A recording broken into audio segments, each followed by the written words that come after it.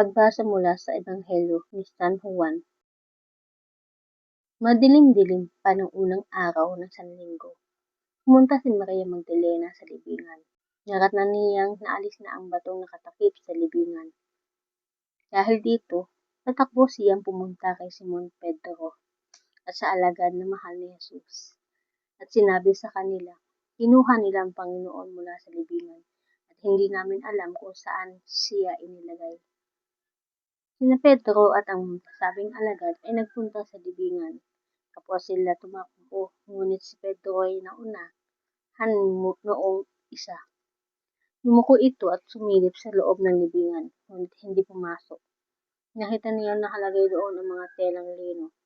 Nang dumating si Simon Pedro, tuloy-tuloy itong pumasok sa libingan at nakita nito ang mga telang lino at ang panyo ibinalot sa ulo ni Jesus.